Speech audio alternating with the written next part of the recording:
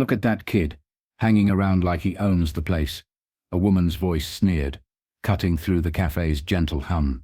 Her eyes, sharp and judgmental, were fixed on Mateo, the young Latino boy lingering near the patio fence, probably looking for handouts. Her companion chuckled, a low, dismissive sound. "They're all the same.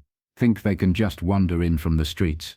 Mateo flinched, the casual cruelty of their words hitting him like a physical blow. This wasn't the first time he'd heard such things, the unspoken prejudice a constant shadow in his young life. But today, witnessing the unfolding scene at the wealthy man's table, a dangerous defiance began to simmer within him. Don't forget to subscribe and leave your thoughts in the comments below. The midday sun cast long shadows across the manicured grounds of the Gilded Spoon, an exclusive cafe nestled in the heart of the city's most affluent district.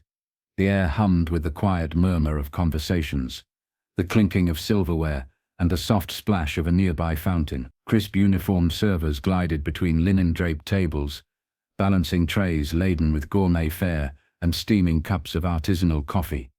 The aroma of freshly baked bread mingled with the delicate fragrance of blooming jasmine, creating an atmosphere of refined leisure.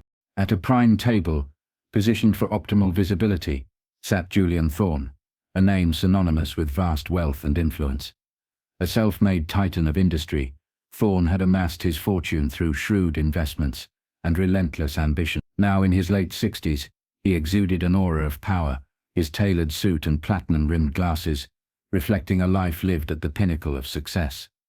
As he perused the leather-bound menu, a subtle weariness flickered across his features. Opposite him sat Isabella Vance, his much younger wife, a woman whose beauty seemed almost otherworldly. Her raven hair cascaded around a flawlessly sculpted face, her ruby-red lipstick a stark contrast to her porcelain skin. Every detail, from her designer dress to the diamond bracelet adorning her wrist, spoke of effortless elegance. Yet, the smile that played on her lips didn't quite reach her emerald eyes. Her attention seemed fixated on the glowing screen of her smartphone, her fingers occasionally twirling the expensive jewelry with a nervous energy. Just beyond the wrought iron fence that enclosed the cafe's patio, a small figure lingered. Mateo Flores was slight for his 12 years, his worn denim jacket hanging loosely on his thin frame. His dark, intelligent eyes darted from table to table, scanning for discarded scraps or unattended belongings, the silent calculus of survival on the streets. He was a familiar, if unnoticed, presence in this neighborhood, a shadow on the edges of privilege. Julian glanced at his Patek Philippe watch, distracted again. "Isabella," he remarked, his voice carrying a hint of mild irritation. Isabella looked up, her smile widening, though the coolness in her eyes remained. "Darling," she purred, reaching across the table to place a manicured hand on his. "You know how much I cherish these little rendezvous." Mateo's stomach growled, a sharp reminder of his hunger. He edged closer to the patio railing, his movements almost soundless. His gaze settled on Julian's table. It was the kind of meal he hadn't seen up close in months. A pristine white bowl of creamy bisque, accompanied by a crusty baguette and a crystal glass filled with sparkling water. Then, a subtle but significant action unfolded. As Julian adjusted his glasses and reached for his phone, Isabella's hand slipped into her cheek handbag. Mateo's sharp eyes followed her movements. He saw her fingers close around a small, opaque vial. With a practiced flick of her wrist, she twisted the cap open. Her hand moved with deceptive casualness, tilting slightly over the steaming bowl of bisque. A few drops of clear liquid cascaded into the soup, disappearing almost instantly, as she stirred it gently with a spoon. Mateo's breath hitched. He froze, his young mind struggling to comprehend what he had just witnessed. Could the glamorous woman, seated in such an opulent setting, truly be doing what it appeared she was? A knot of unease tightened in his chest. Leaning closer to Julian, Isabella spoke, her voice low and honeyed, yet with an undercurrent of steel that Mateo, even from his vantage point, could sense. "After all the adjustments I've made, you simply mustn't spoil things now, Julian." Mateo blinked, his brow furrowed in confusion, and a growing sense of alarm.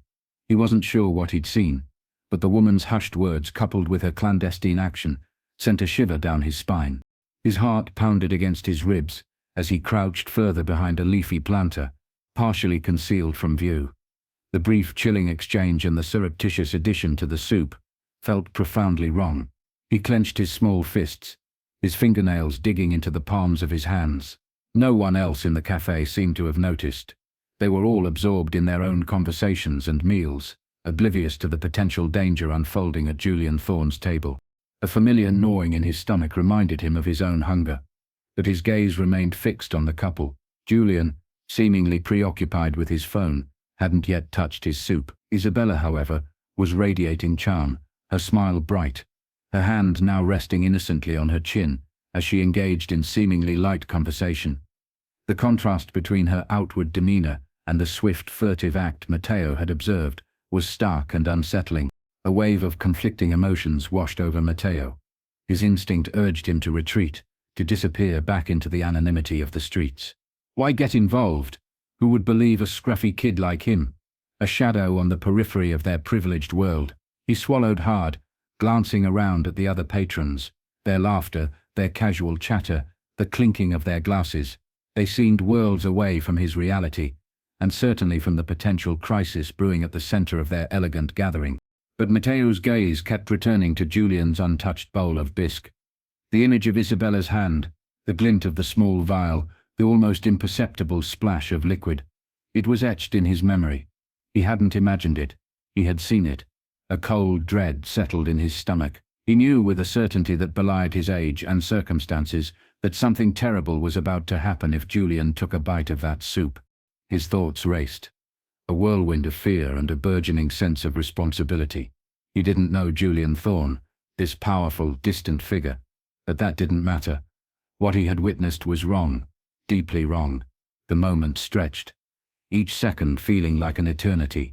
Then, without conscious thought, driven by an impulse he couldn't ignore, Matteo pushed himself away from the planter and moved with surprising speed towards Julian's table. His legs felt heavy, his heart hammered in his chest, but his feet carried him forward. "Don't eat that!" The words burst from his throat, cracking with a mixture of fear and urgency. The cafe fell silent, heads turned. Conversations ceased mid-sentence. The clatter of a dropped fork echoed across the stunned diners. Julian froze, his spoon suspended inches from his lips, his eyes widening in surprise as they locked onto the small, disheveled figure standing beside his table. Isabella whipped her head around, her painted smile vanishing, replaced by a mask of cold fury. "What did you just say?" she demanded, her voice sharp enough to cut through glass. Matteo didn't falter. His voice trembled slightly, but it was loud enough for everyone nearby to hear. "She put something in your food. I saw her. Don't eat it." A ripple of gasps spread through the cafe as every patron turned their attention to the unfolding scene.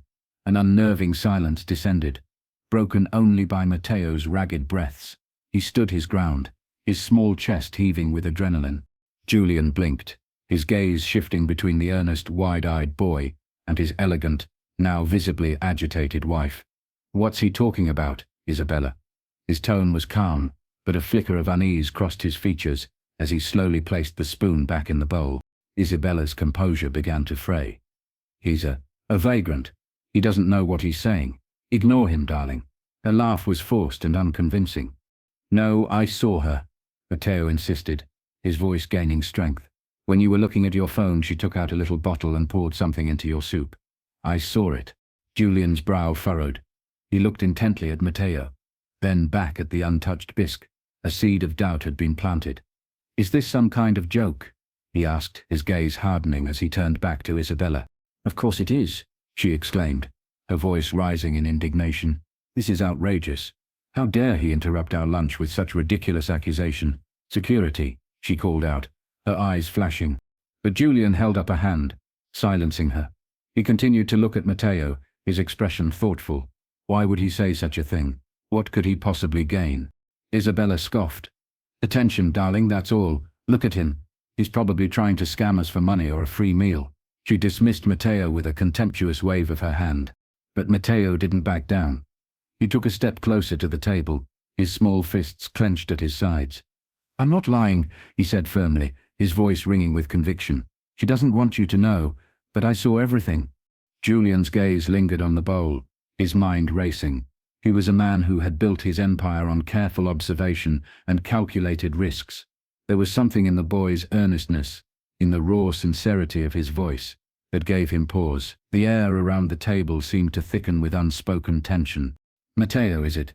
Julian asked, his voice steady, a hint of authority underlying the question.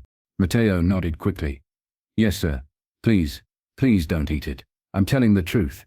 Isabella let out a sharp, incredulous laugh. "This is absurd, Julian. You can't possibly believe this street urchin over your own wife." But Julian didn't answer her. He picked up the spoon again, this time holding it closer to the bowl, his eyes narrowed in scrutiny. He inhaled deeply, his expression unreadable. "Isabella," he said slowly, his gaze locking onto hers, "you've been unlike yourself lately." Her face flushed. "What are you implying?" she snapped, her composure visibly cracking. "I'm asking," Julian continued, his voice low and dangerous, "if there's any truth to what this boy is saying." Isabella's carefully constructed facade crumbled. "How dare you even entertain such a preposterous notion? I am your wife." She turned to the increasingly agitated crowd, her voice rising hysterically. "He's lying. Can't you see? He's just trying to cause trouble." But her outburst seemed to have the opposite effect. Murmurs rippled through the onlookers. "Did she really? Look at her. She seems so nervous. The boy looks genuinely scared." "Enough!" Isabella shrieked, slamming her hand on the table, rattling the silverware. "Julian, eat your damn soup and let's go." But Matteo stood his ground, his eyes fixed on Julian. "If you don't believe me, call the police. They can test it. You're rich. You have people who can find out the truth. But please, sir, don't eat it. You'll be sorry."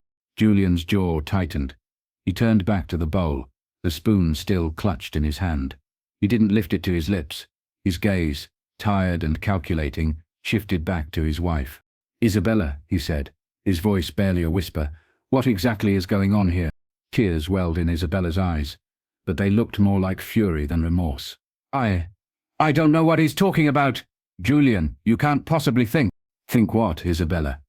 Julian pressed, his voice now edged with steel. "Think that my own wife might try to harm me." A collective gasp swept through the cafe. Matteo watched, his heart pounding, but his gaze unwavering. He had done what he could. The truth was out in the open. Now it was up to Julian Thorne to make a decision. Isabella straightened her shoulders, her expression hardening into a mask of icy indignation. "This is preposterous. I will not sit here and be subjected to such vile accusations." She reached for her handbag, preparing to leave, but before she could rise, Julian's hand shot out, gripping her wrist with surprising force. "You're not going anywhere, Isabella," he said firmly, his eyes boring into hers. "Not until we get to the bottom of this." A young waiter, who had been frozen in place, finally found his voice. "Sir, should I call the authorities?" The question sent a visible tremor through Isabella. She shook her head vehemently. "No, don't be ridiculous. This is just a misunderstanding, Julian. Tell them it's a misunderstanding." But Julian's gaze remained fixed on his wife. "Yes," he said to the waiter, his voice steady. "Call them." A wave of relief washed over Matteo, but it was quickly followed by a fresh surge of anxiety. The police were coming, but what if they didn't believe him? What if Isabella managed to twist the narrative, to portray him as a troublemaker? Julian released Isabella's wrist, his eyes never leaving hers. The polished charm she had so effortlessly projected was now completely gone, replaced by a raw, desperate fear. She glanced around the cafe, her lips moving silently, as if searching for an escape route. Matteo stood a few steps back, his hands trembling slightly. He had done all he could. The rest was out of his hands. "Matteo," Julian said suddenly, his voice cutting through the tense silence. "You said you saw her put something in the soup. Can you describe it?" Matteo nodded eagerly, stepping forward. "It was a small bottle, sir, like one you would use for medicine. Clear liquid. She just tipped it in, when you were looking at your phone. Then she stirred it." Julian's face tightened. He turned to Isabella, who was now visibly shaking. "Is this true, Isabella?" "Of course not," she cried, her voice laced with hysteria. "He's lying. Why would I—" "Why? Isabella," Julian interrupted, his voice dangerously low. "Why would he lie?" The distant wail of sirens grew louder, adding to the charged atmosphere. Isabella's eyes flickered towards the bowl of soup, a fleeting expression of fear crossing her face before she quickly masked it. "He's been spying on us, Julian. He's probably a plant, trying to extort us," she insisted, her voice shrill. He's jealous of what we have. The words stung Matteo, but he stood his ground. I'm not jealous, he said firmly. I saw what I saw, and I couldn't just stand there and let her hurt you. The sirens grew closer, and moments later 2 uniformed police officers entered the cafe. The murmur of the remaining patrons intensified as the officers approached Julian's table. What's going on here, sir? One of the officers asked, his gaze sweeping over the scene. Julian stood, his imposing figure still commanding attention despite the turmoil. Officers, this boy claims my wife attempted to poison me. He gestured towards the untouched bowl of bisque. The officers exchanged glances. One of them cautiously leaned down and sniffed the soup. Ma'am, he said, turning to Isabella, do you have anything to say about this? Her face was now a mask of outrage. This is absurd. He's a nobody. A street kid looking for attention. Julian, you can't possibly be taking this seriously. We'll need to test the contents of the soup, ma'am, the officer stated, reaching for the bowl. No, Isabella exclaimed, her voice cracking. Her sudden outburst only amplified the suspicions surrounding her. Ma'am, the officer said, his eyes narrowed. Is there something you'd like to tell us before we proceed? Isabella hesitated, her chest rising and falling rapidly. She looked from Julian to the officers, her hands trembling as she clutched her handbag. Finally, her carefully constructed wall crumbled. Fine, she spat, her voice low and venomous. You want the truth? I'm tired of it. Tired of living in his shadow. Tired of his control. He wasn't supposed to. He wasn't supposed to last much longer anyway. She stopped abruptly, realizing the damning nature of her words. Gasps erupted from the onlookers. Julian's face drained of color. Ma'am, the officer said grimly, you're under arrest for attempted murder. Please place your hands behind your back. Isabella struggled, her composure completely shattered, as the officers handcuffed her. You don't understand. I deserve everything he has. Everything, she shrieked as they led her away, her voice echoing through the stunned cafe. Julian sank back into his chair, his hand trembling as he pushed the bowl of soup further away. He stared into the distance, a look of disbelief and profound betrayal etched on his face. His gaze then fell upon Matteo, who stood frozen, unsure of what to do next. As Julian's eyes softened, a flicker of gratitude replaced the shock and anger. Matteo hadn't just interrupted a meal, he had potentially saved his life and exposed a devastating deception. The cafe slowly began to buzz with hushed conversations. The officers escorted Isabella out, her protests fading into the background. Patrons exchanged wide-eyed glances, still processing the dramatic events they had just witnessed. Julian turned to Matteo, his face still pale, but his eyes now steady. Matteo, he said softly, gesturing to the chair opposite him. Please, sit down. Matteo hesitated, glancing around at the onlookers, but Julian's voice held a quiet authority that compelled him. He slowly sat down, his small frame tense. You saved my life, Matteo, Julian said, his voice low but firm. I don't know how I can ever repay you. Matteo fidgeted, his hands clasped tightly in his lap. I couldn't let it happen, he mumbled. Julian nodded, his gaze distant for a moment, as if replaying the near-fatal scenario in his mind. Most people, they would have looked the other way, pretended they didn't see. But you didn't. That took courage. Matteo shrugged, his voice barely audible. I don't like seeing people get hurt. Julian leaned back, studying the boy with a newfound attention. He saw past the worn clothes and the anxious demeanor, recognizing a spark of inherent goodness. How long have you been out there, Matteo? The question caught Matteo off guard. He looked away, a hint of embarrassment in his voice. A while, sir.